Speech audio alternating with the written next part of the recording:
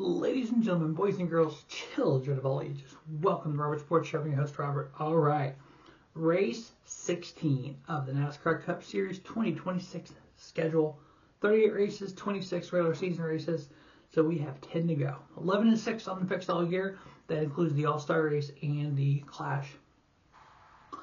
The Great American Gateway 400 from Pocono Raceway. 400 miles, 160 laps, 3 stages. 30, 65, 65. They got 7 sets of tires.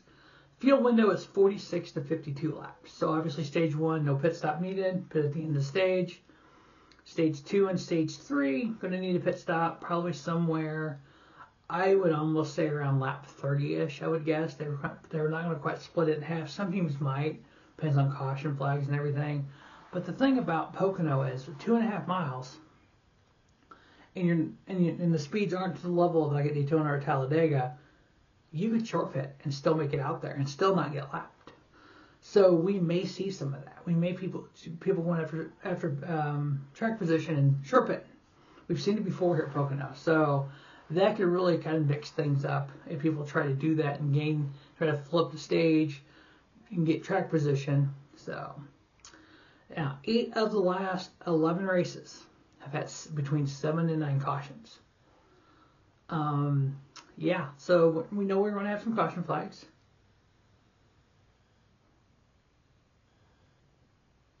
In the last 11 races, only 2 winners have qualified in the top 5, which I thought was a very interesting stat to see.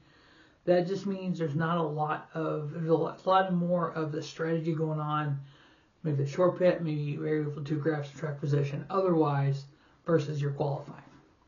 In the Gen 7 era, which is the last 4 seasons, there's been between 8 and 15 lead changes. And I say that because the last 8 races in the Gen 6 car, there was 9 to 14 lead changes. So about the same. For all those folks out there that hate on this car just because it's this car, there's a prime example at Pocono. Lead changes have not really affected the difference between Gen 6 and Gen 7. Now, last week in Michigan, the hardest hit in the Gen 7 era, again, starting 2022, the hardest hit, I think it's since 2015, that Christopher Bell took. Seabell got out of that car on his own power. Seabell walked out of the infield care center. Seabell set the race this weekend. Broken wrist, yes.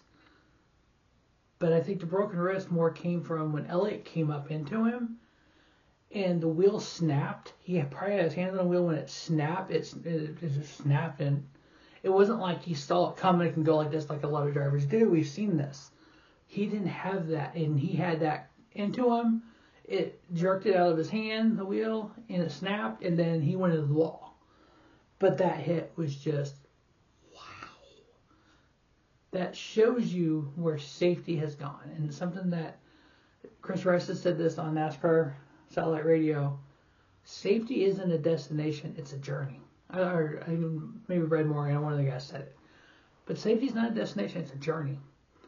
The safer they make these cars, the better when we see accidents like that we're like holding our breath, and then when Christopher Bell gets out, we're like, yeah, he had a broken wrist. I hate that for him. But he got out of the car and he's racing this weekend. Many times in the past, we've seen accidents where drivers didn't get out of the car on their own, didn't race the next weekend. Not saying all of them, I'm saying some of them. Even at Pocono, we've seen some nasty wrecks at Pocono. You go back to 1988 when Bobby Allison's career-ending crash at Pocono. We've seen Rusty Wallace barrel in Pocono, Darrell Waltrip, Davey Allison. The list goes on. We've seen have just major accidents at Pocono, and they walked away from them. So it could be a fun race. It could be a scary race. But the biggest thing that a lot of these drivers do when something like that happens is got to get back in the car. I love and hate that mindset altogether. It's like, I don't know if I could, but I love that these athletes can. And I'm going to use the word athletes, and that is a slam on one particular person, and we all know who it is, who said NASCAR drivers weren't athletes. I want to see one of those, quote, athletes that you think you call the other people them do what Christopher Bell did and get back in the car this week. It's not happening. All right, last 4 races at Pocono. These stats are going to be a little different than what the reality is, and I will explain. In the last 4 races, Denny Hamlin, 1.5 average finish with 2 wins. I know, 2023, Denny Hamlin was disqualified from first place. Kyle Busch was disqualified from second place. Chase Elliott was given the win. It's in the rule books. I know, it's in the stat books and everything. But the reason for the disqualification was for a piece of tape under the wrap. Was it left there on purpose? Are them cheating Toyotas trying to get away with something? That's been the adage all year. But 2 Toyotas disqualified, so if they're cheating while they're disqualified, they're not now. But that's a different point. Anyway, I'm going with the way they finished the race. Did it give him an aerial advantage? I don't know. He won the next year, so you tell me. He finished second in the next 2. You tell me. Maybe they're cheating still. Yeah, maybe that's what it is. Chase Elliott average finish 6.75. That gives him the 3rd place in 2023, not the win. That's why he's 6.75. Seabell 10.25. Tyler Reddick 11.0. Kyle Larson 11.75. Eric Jones 11.75. Which I think a great one last week for Eric Jones. Maybe a good run this week as well. Brad Keselowski 12.0. Alex Bowman 12.75. He needs a top 5, top 10 run. William Byron 14.75 and Chase Briscoe 15.5. The last 4 average running position of those 4 races. So this doesn't change no matter what happened in the disqualification. Denny Hamlin 5.96. William Byron 10.94. I know he's averaged 5 positions better than the next guy every race. He's cheating. Kyle Larson 11.6. Ryan Blaney 12.17. Seabell 12.5. Eric Jones 12.96. Chris Buescher 12.99. Alex Bowman 13.76. Brad Keselowski 13.78. Tyler Reddick 14.35. If you look at just the last 3 races, I broke this down 3 and 2. Let's kind of see some differences here. Denny Hamlin 1.66 and a win. Chase Elliott 8.0. Brad Keselowski 10.66. Chris Buescher 11.0. Ryan Blaney 11.33 and a win. Seabell 11.66. Eric Jones 12.0. Alex Bowman 12.66. Tyler Reddick and Kyle Larson each at 13.33. And we know in 2021, Kyle Larson had this race wrapped up until turn 3. Right front tire. Whoops. Yeah. It's a crying shame. Maybe we can have that happen this year too. Average run position, Denny Hamlin 5.92, Chase Elliott 9.29, William Byron 10.14. Henry Motorsports does need good run for all 4 teams here. Only Chase Elliott has a win after race 16, which is unbelievable to think some of the drivers who haven't won this year that normally win. Chris Buescher 10.48, Ryan Blaney 10.98, Brad Keselowski 11.25, Kyle Larson 12.41, Alex Bowman 12.75, Ty Gibbs 13.45, Eric Jones 13.58. Now, if you look at just the last 2, and I do this because we know in this Gen 7 era, over the 4 years, the teams have learned things about the car. They figured out setups. Things have changed about the car. This isn't the exact same car that we had here 4 years ago when Kurt Busch spun, backed into the wall, unfortunately had concussion-like symptoms, ended his NASCAR career. I know a lot of people look at that accident and then look at Seabell's accident and went, don't make any sense. Here's the thing. When it comes to concussions, I'm not an expert, trust me. I just know what I've heard and read. Once you have one, you're more prone to another one. The more concussions you have, the easier you're prone to having another one. And I think when Kurt backed into it, his head went like that, which is what led to the concussion. Because he even said he had other concussions throughout his racing career, some diagnosed, some not diagnosed, and that led to this. So, hated it. I think that was one of the black moments for NASCAR when that happened. Would I love to see Kurt, especially now, come back for one race? That would be freaking awesome. Do I think he's going to? No, I don't. But I like the fact he's still around the sport. I like the fact that he's still part of 2311, and now he's there kind of to mentor Braxton and help Braxton with his racing career, kind of in memory of his brother, which I think that's pretty cool. He can do that for him. Ty Gibbs, though, I mean, he has gotten better here. All right, the last two, Denny Hamlin 2.0, average finish. Ryan Blaney 2.0 with the win. Denny was second both races. Blaney was first and third. Elliott 7.0, Bowman 7.0, Chris Buescher 7.5, Brad Keselowski 8.0, Chase Briscoe 8.0, Kyle Larson 10.0, Joey Logano 10.5, Eric Jones 13.5. Average winning position in those two races, Denny Hamlin 4.72, Chris Buescher 8.34, Chase Elliott 8.84, Brad Keselowski 9.51, Ryan Blaney 10.12, Joey Logano 10.94, Chase Briscoe 10.99, Alex Bowman 11.33, William Byron 12.22, and Eric Jones 12.28. All right, 15 races down. We've had 8 different winners so far this year. Now, this time last year, we had 9 different winners. Pretty close. This time last year, we had 2 of the winners outside the top 16 in points. This year, all 8 are within the top 14 in points. I like the playoffs. I like the elimination, but I understand what some people have talked about in the not fans, in the industry. How when we had the cutoff races, we were more worried about the cutoff spot than we were the winner. The winners sometimes got pushed aside because of the cut line and stuff. So I can see that. I like the fact we talk about the winner more now, and I like that. There's been a lot of talk about points and everything, wins, and is Toyota cheating and all that fun jazz. So I got some numbers here for you. So far this year, Toyota has 9 wins, Chevrolet 5, Ford 1. Last year, after race 15, Toyota had 6 wins, Chevrolet 5, Ford 4. So Chevrolet has the exact same number of wins they did last year at this time. Yet Ford has 3 less wins, which we know Ford's been kind of underpowered or something this year, and Toyota gained us 3 wins. Tyler Reddick with 5 wins, Denny Hamlin with 3 wins, and Chase Elliott with 2 wins lead the way. Last year at this time, Kyle Larson had 3 wins, Denny Hamlin 3 wins, and Seabell 3 wins. No one was complaining about Toyota cheating then. Well, a few people because they hate Toyota because it's a foreign manufacturer like Dodge. But they weren't yelling about the lawsuit. But yet, Denny Hamlin has the exact same number of wins he does this year he did last year at this time. It's really dumbfounded for me. Tyler Reddick has got a 51-point lead currently over Denny Hamlin. This time last year, Larson was down by 42. Ryan Blaney minus 157. So Tyler Reddick is plus 340 to the cut line. Denny Hamlin plus 289 to the cut line. Ryan Blaney plus 183. Chase Elliott plus 153. Ty Gibbs with a win plus 141. There's currently 3 Toyotas in the top 5.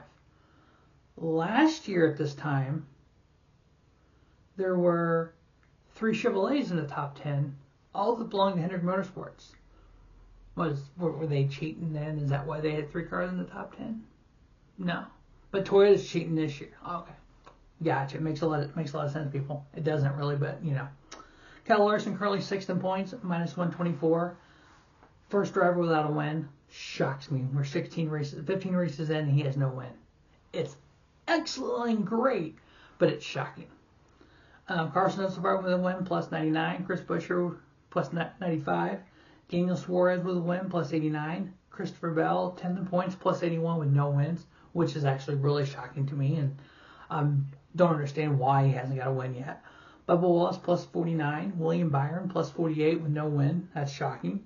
Chase Briscoe, plus 41. Shane Van Gisbergen, 14th in points with a win, plus 26. Now, folks, we've only had 2 road courses so far this year, and he is sitting 14th in points. He's doing that on the ovals, so he's gotten a lot better. Next year at this time, y'all going to be wishing you were a Shane Van Gisbergen fan because he's going to be top 5 in points and be winning on ovals because he's getting better and better each year. 2 road courses in the next 2 weeks. Good luck, folks. He'll have 3 wins. The only road course he has not won in the last 2 seasons is COTA.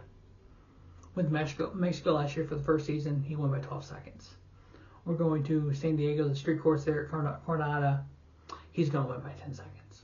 Then we're going to go to Sonoma, which NASCAR's been going to since the 80s. He won by a lot. He's good. But he's getting good on road courses. He's great on road courses. He's good on ovals. Wait till he's great on ovals. Brad Keselowski plus 21. Austin Cindric plus 3. Art of 3-time champion minus 3 for Joey Logano. Shocking. But Penske's been down this year. I know there's a thing out between him and his crew chief talking about what the problem is, how they're going to figure it out. Neither of them know. It's like they're working hard and they can't figure it out. It's just, whoa, you know. So we'll hopefully figure it out and make the chase. Eric Jones, minus 18. That great run in Michigan. He's on another great run at Pocono. There's the chance that Ladies Motors Club could make the top 16 this year. If they do, who's out? Is it Brad Keselowski? Is it Austin Cindric? Does somebody else have just a horrible time in fall? Is it Shane? I mean, who knows? In order for Eric Jones to make the chase, somebody's got to come out of it. Right now, the bottom 3, Austin Cindric, Brad Keselowski, Shane Van Gisbergen. Ryan Preece, minus 19. Let's hope he doesn't make the chase. Michael McDowell, minus 46. AJ Allmendinger, minus 46. No help at all, manufacturer or anything for Colic Racing. They're 21st in points. Zane Smith, minus 50. Ricky Stenhouse, minus 61. Ross Chastain, minus 72. Todd Gilliland, minus 77. Riley Herbst, minus 82. Austin Dillon, minus 87. John Hunter, minus 96. Noah Gragson, minus 120. In 29th. Now, we know this is the last race before the in-season tournament. So, whoever's in the top 32 in points after this week will be part of the in-season tournament. That in-season tournament doesn't play points. It's just basically a bracket. 1 through 32, just like NCAA. If whoever of those two drivers, whoever finishes highest moves on. You don't have to win, you just got to finish highest. And then they get a prize at the end. Ty Dillon won it last year. I notate Noah Gragson at 29th. Here's why. A lot of people were upset when NASCAR made the decision to remove Kyle Busch from the point standings. As a longtime fan of the sport, going back to the 80s, when drivers got killed or passed away, watching them just fall in the standings was heartbreaking to me. If you look at Alan Quickie, he won the championship in 1992. He was killed in 1993 after race 5, killed in a plane crash. He finished 41st in points that year. Every time I look at the points and just see him falling, it just brought back the pain of him losing them. Same way with Davey Allison that year. Same way with Dale Earnhardt in 2001. It's just one of those, like, man, it's just sad seeing it. So NASCAR made a decision to remove Kyle Busch. A lot of people said, leave him in there. Let's see where he'd be at. Okay. Well, he had 217 points. That right now would put him 29th. Noah Gragson was 5 points behind him. Noah's got 212 right now. Josh Berry is within 21 points behind him. And then Ty Dillon, 27 points behind him. So what good would it do for you people to see Kyle Busch sitting 30 points after 29 points after missing 3 races? Nothing. I don't think it would do anything. Kyle would laugh about it. But they knew the team was off this year. They were getting better, but they were off to start the season, so it's fine. I'm glad he's not in there. So Alex Bowman is currently 32nd points. Now, Cole Custer, 33rd points. He's 3 points behind Alex Bowman. Connor Zilisch is 30 points, and then Cody Ware, 47. So I think that final spot in the in-season tournament is going to go between Cole Custer and Alex Bowman. Whoever has a better race this year, they will be the ones getting it. Now, overall point totals. We have the more points for wins this year. I think that matters to a point, because here's why. If you look at the top 5 in points last year, the leader had 576, second place 534, third 494, fourth 481, and fifth was 467. This year, 669 points. He's got 5 wins, so that made a big bump there. 618 for second. He's got 3 wins. Third, last year had 494 points. This year, 512. That's 16-point difference. He's got to win. Fourth in points, has 2 wins this year, but only 1 point more than what last year in fourth in points had. And then fifth in points is 470 this year. Last year is 464. So, all right, NASCAR Fantasy Live. You got to load manage these people, and I'm not doing it. So, because you get 10 starts in the first 26 races, and so I'm about to lose some of my top dogs here, but I'm going to go ahead and play them this week. Denny Hamlin, I got 2 races left that I can use him this year. Chris Buescher, I got 4 races left. Tyler Reddick, after this week, I'll have 1 race left. Seabell, 4 races. Kyle Larson, 4 races. So those are my main starters. Hamlin, Buescher, Reddick, Bell, and Larson. I got Elliott in the garage, which I have 5 starts left for him. The head-to-heads, Ryan Blaney over Chase Briscoe. Denny Hamlin over Chase Elliott. Eric Jones over Alex Bowman. And Chris Buescher over Joey Logano. The 4 picks to win the Great American Gateway 400 from Pocono. Denny Hamlin.